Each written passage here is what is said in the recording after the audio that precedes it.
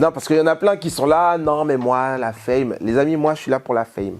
Je vous dis la vérité, je suis là pour la fame. Je vais marcher dehors, les gens ils me reconnaissent. Et je dis non mais arrêtez s'il vous plaît, non.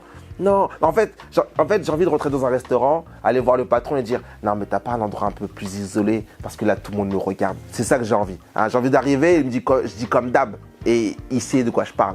Aujourd'hui, je dis comme d'hab et il sait pas de quoi je parle. Bonjour, je suis Julien Sabas pour Upendo.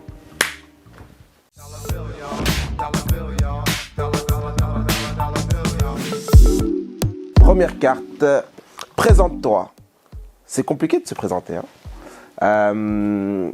Et ben moi, les amis, je suis Julien Sabas, humoriste stand-upper principalement. Et bah du coup, je fais mon spectacle au Petit Palais des Glaces. Ça fait maintenant 6 ans que je fais du stand-up, que je perfectionne à cet art qui a pour but de vous faire rire, tout simplement. Donc je pense que vous connaissez déjà des grands noms comme Thomas N'Gijol, Jamel Debbouze, Fabrice Eboué, Kevin Hart si on va aux États-Unis, Chris Rock, Dave Chappelle. Et puis moi, j'essaie d'aller vers cette direction-là et de faire rire un maximum de monde. Et pour que ça, vous puissiez dormir tranquillement, quoi. Tu es venu parler de quoi? Alors les amis, je suis venu parler de mon spectacle, tout simplement. En fait, c'est un spectacle que j'ai beaucoup travaillé. Ça fait 6 ans que, grosso modo, que je me développe sur scène pour ensuite avoir un spectacle à développer et à proposer. Donc aujourd'hui, ce spectacle s'appelle Flemme. Un spectacle que j'ai coécrit avec Lona Jackson, qui m'aide sur ce spectacle à donner de la cohérence et de la beauté dans ce spectacle. C'est 1h10, 1h20 en fonction du retour du public. Et ça parle un peu de remettre un peu en cause tous les codes qu'on nous donne tout au long de notre vie et par le prisme des dictons qu'on peut nous donner. Et l'idée, c'est est-ce que ces dictons-là sont véridiques ou pas? Est-ce que ces dictons-là, on peut s'en défaire ou pas? Et c'est dans ça où je dis flemme, quoi. Venez, on envoie tout balader et on crée notre propre vie, notre propre dicton. Je parle du fait que, est-ce qu'on est tous obligés d'avoir envie de travailler? Est-ce qu'on est tous obligés d'avoir une passion, d'être animé par ça? D'avoir un CDI, par exemple, ça fait partie des codes qu'on est censé avoir. Fonder une famille et ça c'est des petits thèmes que j'aborde dans le sens où en vrai venez on se pose la question quoi. Est-ce qu'on est tous obligés d'aller dans cette direction-là? C'est pas obligatoire, moi j'ai l'impression. En tout cas moi j'ai l'impression d'essayer d'aller vers ça et que j'ai jamais réussi. Donc à un moment il faut peut-être se faire à l'idée que c'est pas fait pour moi et peut-être qu'il faut aller autre part, quelque part où on est plus épanoui. Question numéro 3, la genèse de ton projet. En fait moi j'étais en école de commerce. Voilà, je le dis parce que en fait, je suis quelqu'un d'instruit. J'ai pas eu mon diplôme. Donc comme quoi, j'ai un niveau bac+3, ce qui sous-entend que j'étais beaucoup en présentiel et que j'ai réussi à faire les 3 années sans me faire virer avant. Et en fait, en dernière année d'école de commerce, il y avait un concours qui s'appelle Campus Comedy Tour. Et puis on m'a dit, Julien, vas-y, tente, quoi. Vas-y, va, essaye. Et moi, vraiment, en toute objectivité, moi, le stand-up, l'humour, c'était pas mon truc, quoi. Enfin, c'était pas mon truc, c'est que j'étais pas forcément happé par ça. L'humour, moi, ça restait en famille, ça restait avec les amis, ça reste dans le truc, dans tout ce qui est dans le quotidien, quoi. Mais maintenant, me poser, écrire, faire du théâtre, c'était pas ça. Mais c'est vrai que tout au long de ma vie, on m'a souvent dit, Julien, t'es drôle, tu devrais essayer de faire quelque chose. Et puis, on m'a proposé de faire le Campus Comedy Tour. Et j'ai dit non. Et puis, je sais pas, l'écho de la vie a fait que le lendemain, je me réveille en sursaut. Et je me dis, non, mais en fait, Julien, faut que tu tentes, quoi. Essaye au moins une fois. Et puis j'écris mon premier sketch, je monte sur scène dans le cadre de ce concours, le Campus Comedy Tour, et je gagne à l'échelle de mon école, mais je perds à l'échelle nationale, parce qu'après il y avait le deuxième tour du coup, et je perds à ce moment-là, et puis je vois ma mère, quoi, je dis maman écoute, je crois que j'aime bien faire rire les gens, quoi. C'est un bonheur particulier, tu racontes des choses et puis tu envoies des images dans leur tête, ça leur parle et puis ils rigolent, quoi. Et elle me dit, écoute mon fils, de toutes les manières, on n'a pas grand-chose. Moins que rien, c'est rien. Donc tente. Si ça marche, continue. Si ça marche pas, c'est pas grave. Tu iras travailler à Carrefour ou tu vas te débrouiller parce que tu es débrouillard. On est débrouillard, c'est comme ça. Et donc c'est comme ça que ça a commencé. Maintenant, ça fait 6 ans que je fais du stand-up. que voilà, je foule les planches de toute la France, que je joue au Panama Art Café Comedy Club presque tous les soirs, où je teste des blagues, où je fais rire le public, où je fais des sets de sketch hyper sûrs, où je casse la baraque. Et puis maintenant, il y a le spectacle pour prouver tout ça sur 1 heure, juste moi, vous et moi, dans l'intimité, dans le rire, dans le confort, dans le cocooning. Donc je suis trop content, c'est super cool. Question. Quel est ton modèle économique? Écoutez, mon modèle économique, moi, c'est le spectacle. Spectacle, c'est monter sur scène, c'est les cachets, c'est les prestations et les théâtres, quoi. L'idée, c'est de jouer un maximum partout, dans toute la France, la francophonie même, j'ai envie de dire, et puis devenir une star. Hein. Non, parce qu'il y en a plein qui sont là, non, mais moi, la fame. Les amis, moi, je suis là pour la fame. Je dis la vérité, je suis là pour la fame. Je marchais dehors, les gens, ils me reconnaissent. Et je dis, non, mais arrêtez, s'il vous plaît, non. En fait, j'ai envie de rentrer dans un restaurant, aller voir le patron et dire, non, mais t'as pas un endroit un peu plus isolé parce que là, tout le monde me regarde. C'est ça que j'ai envie. Hein. J'ai envie d'arriver, je dis comme d'hab. Et il sait de quoi je parle. Aujourd'hui, je dis comme d'hab et il sait pas de quoi je parle. Là, c'est ça que je veux. Moi, je cherche la fame. Dior, je cherche Dior, Coca-Cola, Adidas, Nike. Je vais faire des collabs. Je vais poser comme ça avec Benzema. Je vais comme ça avec Kylian Mbappé. Tu vois, c'est tout ce que je cherche, moi. Hein.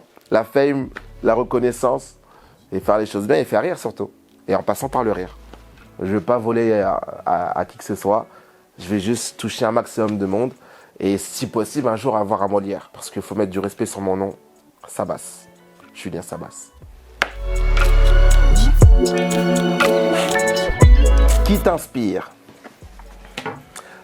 Qui m'inspire? Je pense que déjà, on va peut-être commencer par le début. En fait, avant de commencer le stand-up, moi, celui qui m'avait tué de rire et il m'avait vraiment beaucoup marqué, et je pense qu'il a marqué toute une génération, c'est Thomas N'Gijol avec son spectacle A Bloc, où pour moi, c'était une claque, quoi. C'était une claque parce qu'il y avait un truc assez particulier où moi, je connaissais pas trop l'humour, le stand-up. Bah, c'était Muriel Robin, c'était Pierre Palmade. Ensuite, tu vois, c'est Elie Moon, Gad Elmaleh. Et puis après, il y a eu la révolution avec Jamel Debbouze, bien qu'il y avait Smaïn avant, etc. Mais moi, j'avais pas forcément de représentation noire. Je ne savais pas que j'en avais besoin en plus. Et puis un jour, il y a Thomas N'Gijol qui arrive au Jamel Comedy Club. J'adhère. Il y a Patson aussi qui arrive dans la même foulée. En tout cas, moi, qui arrive à moi. Et puis un jour, on monte le spectacle de Thomas N'Gijol. Et là, c'est une claque absolue. Et je me dis, waouh. Il raconte, en fait, c'est beau ce qu'il raconte parce qu'il raconte l'histoire d'un homme noir qui a grandi à Maisons-Alfort. Et donc moi qui grandis à Aulnay-sous-Bois. Et en fait, j'ai l'impression que tout ce qu'il raconte dans ce spectacle, soit ça m'est arrivé, soit ça m'arrive, soit ça va m'arriver. Et je m'identifie totalement à ce qu'il raconte. Et il y avait quelque chose en plus de très universel, donc ça fait que même des gens qui n'étaient pas noirs pouvaient s'identifier à son spectacle, et j'ai adoré. Et donc, plus de 10 ans plus tard, lorsque j'ai commencé le stand-up, ça a été mon modèle, et je me suis dit, ok, moi, il y a un truc aussi, je veux cette universalité, mais en même temps pouvoir représenter certaines personnes qui ont peut-être besoin. Et donc lui, c'est lui qui m'inspire beaucoup. Après, il y a Kevin Hart qui m'a mis une grosse claque que je connaissais pas du tout. Kevin Hart, on le connaît beaucoup en fait dans le cinéma, mais de base, c'est un humoriste incroyable qui a un jeu, qui balance les vannes et qui a cette faculté à faire rire, mais à te faire pleurer en fait, faire pleurer de rire. Et moi, c'est ce que je cherche, l'hilarité dans l'humour. Il y en a d'autres qui cherchent l'intelligence, il y en a d'autres qui cherchent peut-être à faire réfléchir, à donner un autre point de vue sur la vie. Moi, honnêtement, il n'y a pas forcément des points de vue particuliers sur la vie. C'est plus moi, mes anecdotes, ma vie. Et te mettre suffisamment d'images pour que presque ça soit un film. Et que tu dises, ah là là, je me vois totalement dans ce qu'il raconte. Et je me vois tellement que ça me fait pleurer de rire. Et c'est dans ces choses-là. C'est comme dans le cinéma, il y a tout. Il y a des gens qui veulent... Il y a Tenet, il y a Inception. Et puis après, il y a des films d'amour très classiques et on en a besoin en fait. Et ça fait plaisir. On est très content, on ne les oublie pas. Et donc je suis un peu dans ce registre-là. Après, il y a Dave Chappelle qui m'inspire beaucoup, Chris Rock qui m'inspire beaucoup, Mustapha El Atrassi qui m'inspire énormément aussi. Donc voilà, c'est tout un petit panel d'humoristes qui m'inspirent depuis que j'ai commencé le stand-up. Quel était ton métier de rêve quand tu étais enfant? Quel était ton métier de rêve Ah, moi, je vous explique. Quand j'étais petit, j'avais aucun rêve. Aucun rêve. Jusqu'à mes 12 ans, je crois. Moi, mon rêve, c'était... Enfin, j'avais pas de rêve, quoi. Je pense que j'étais déjà dans mon rêve. C'était aller à l'école, être avec mes meilleurs amis. Tout se passait bien à la maison. Et puis, je suis content. Et puis, je mange à ma faim. Et puis, on sort. Et puis on va dans des fêtes. Parce que moi, je suis guyanais-haïtien aussi, au passage. Donc, il y avait un truc un peu très communautaire où on était beaucoup avec des Antillais. Il y avait beaucoup de fêtes le week-end. Enfin bref, moi, j'aimais beaucoup ça quand j'étais petit. Donc, j'ai pas de rêve. Le rêve, je le vivais, quoi. J'ai l'impression d'avoir une enfance sans embûches. Et là où il y a un rêve qui est passé dans ma tête à un moment donné, c'est quand il y a le film Street Dancer qui sort. Et donc moi je suis déjà dans le hip-hop et tout, mais Street Dancer, il sort. Je vois Bow Wow, pas Bow Wow, je vois Omarion, excusez-moi. Je vois Omarion, Mark Houston. Je suis au cinéma, j'ai 12 ans. Et là, oh là là, la claque. Je me dis, ok, je vais être danseur. Je vais être danseur de hip-hop. Danseur de hip-hop. Je pense que vous avez la rêve, mais à un moment, quand les deux ils sont en embrouille là, les deux potes, ils s'entraînent chacun dans leur coin et ils dansent sous la pluie. J'ai dit moi je vais faire ça aussi. Je vais danser sous la pluie, je vais faire des acrobaties, je vais faire des trucs comme ça là. Et génération 90, vous connaissez, vous savez de quoi je parle. Et c'est mon père qui m'a détruit ce rêve là. Un jour, je me souviens, je suis en 6e et je suis dans la voiture et mon père il me dit ouais, tu veux faire quoi plus tard? Je lui dis je vais être danseur. Il m'a fait quoi? Tu veux être danseur? Mais genre tu veux danser? Je dis bah comme dans le titre quoi, danseur, du coup je danse. Et il dit tu veux danser quoi? Je dis bah le hip-hop. Ouais, j'ai compris que ça allait s'arrêter vite hein. Et du coup j'ai mis ça de côté et j'ai continué à juste avancer dans ma vie. Et puis stand-up m'est tombé dessus, mais sinon c'était danser moi. Et première influence avant ça, c'était Michael Jackson. Michael Jackson, vous savez, dans les soirées, on dit toujours au petit, vas-y danse. Donc moi j'étais là, Billie Jean et tout, bref. Donc ça fait écho. Ensuite, Street Dancer, là je m'oriente un peu plus dans la danse. Et puis bon, bah après tu connais, hein, ligament croisé du daron. Le père m'a fait un petit ligament là comme ça, crac. Tu vas pas danser mon ami. J'ai pas dansé. Voilà mon petit rêve de quand j'étais gosse. Ta phrase fétiche. Moi, c'est pas une phrase, hein. C'est un mot. Flemme. En fait, ce mot-là, je trouve qu'il est très représentatif de notre génération. 80, 90, même 2000. Et je trouve ça beau dans ce mot-là parce qu'on lui a donné une portée encore plus grande que sa définition première. Et c'est un peu ce qu'on fait de toute façon avec la langue française, elle est hyper évolutive. Mais ce mot flemme, je trouve qu'il est cool parce qu'il ne découle pas simplement d'une flemme physique, mais ça découle aussi d'une flemme psychique, d'une flemme environnementale, une flemme idéologique. Et du coup, ça peut aller dans plusieurs strates différentes, quoi.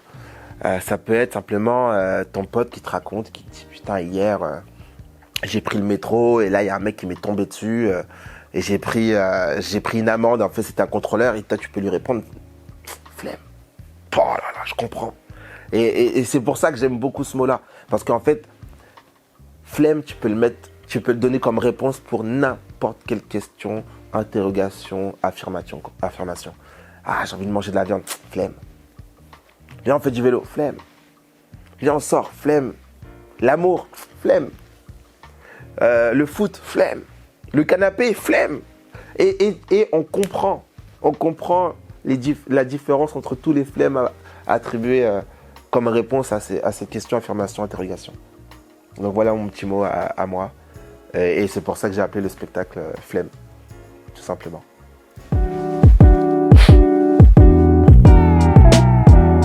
Quelle est la question que tu aurais voulu qu'on te pose? La question qu'on me pose, que j'aurais aimé avoir, c'est quand ton spectacle? Et tu joues quand? Hein, quoi? Eh ben, je vais y répondre. À 21h au Petit Palais des Glaces. Chaque mois, je fais mon spectacle là-bas. Donc, suivez les actualités, suivez-moi, donnez de la force, déplacez-vous. La culture et le spectacle vivant a besoin de vous. Venez me voir, mais allez voir aussi d'autres personnes. Et surtout, les amis, n'oubliez pas, abonnez-vous à Upondo. Abonnez-vous, ils en ont besoin. J'ai besoin, tout le monde a besoin, il faut donner de la force. Donc merci encore d'avoir regardé cette vidéo jusqu'au bout. C'était Julien Sabas pour son spectacle Flemme. Passez une bonne journée, une bonne soirée.